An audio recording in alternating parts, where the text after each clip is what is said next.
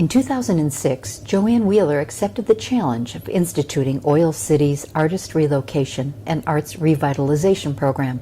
While Joann's duties focused on administering the redevelopment program to attract artists from across the United States, it was also crucial that she develop a location where such artists could establish their work studios once they relocated to the rural Pennsylvania city.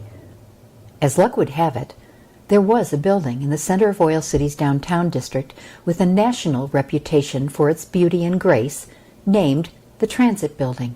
Sadly, over the years, the building had stood empty and neglected, to the point that demolition seemed inevitable.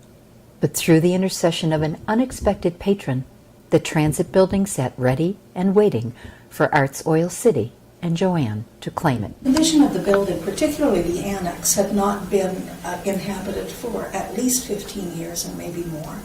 And people had just stored junk everywhere. Old pieces of furniture, some of historic interest, but most of it was just junk.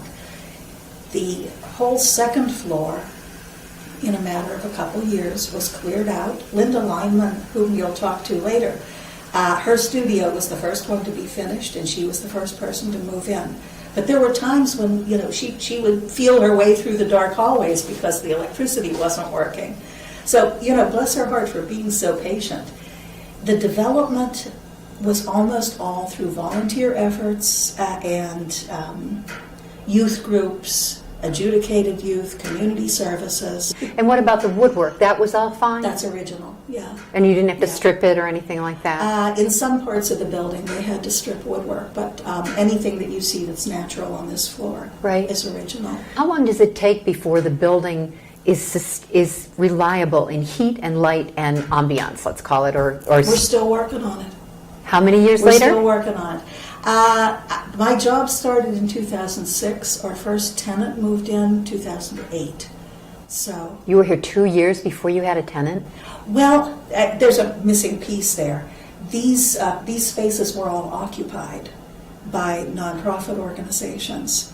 The county took over an old hospital building in a neighboring town and moved all of their nonprofits to that building, leaving a huge vacuum.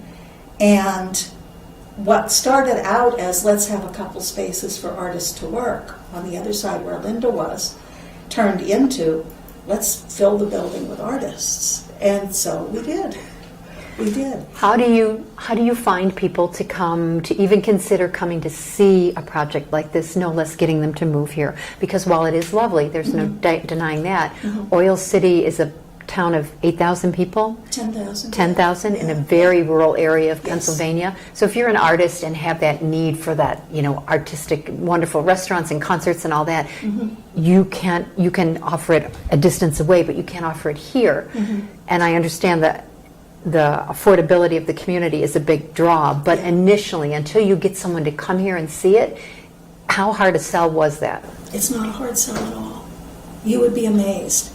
Everybody has a fantasy of some kind, and a lot of urban dwellers have a fantasy of moving to the country or moving to a small town. And this is close enough to several big cities with museums and symphonies and you name it. Erie, Pittsburgh, and Cleveland are all more or less equally distant.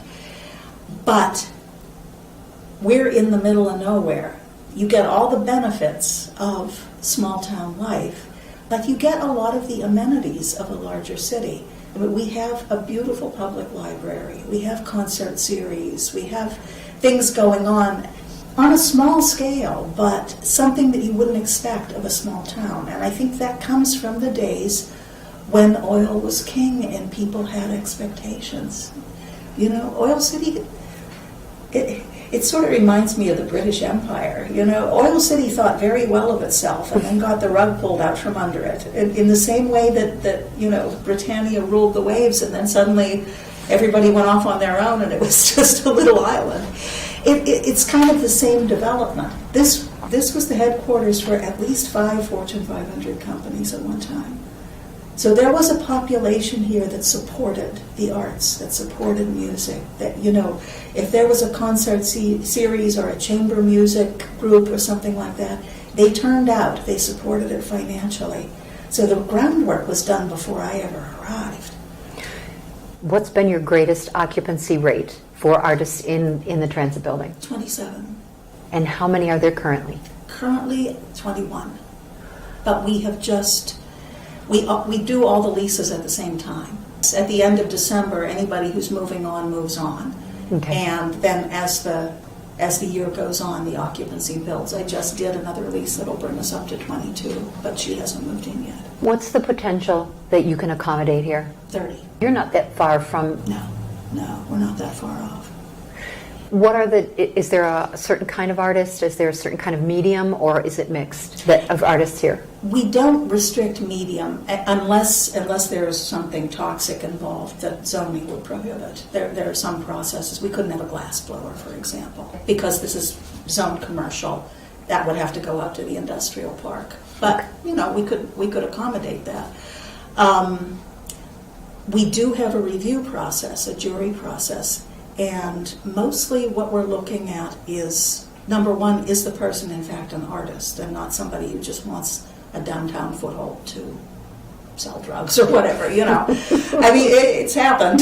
Really? So, oh gosh, yes. You'd be amazed when there's cheap real estate to be had. You'd be amazed at who comes out of the woodwork.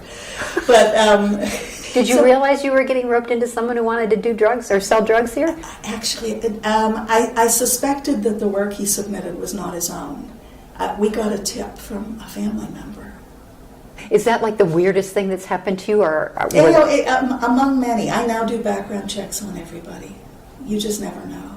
We had not instituted background checks or anything like that at that time.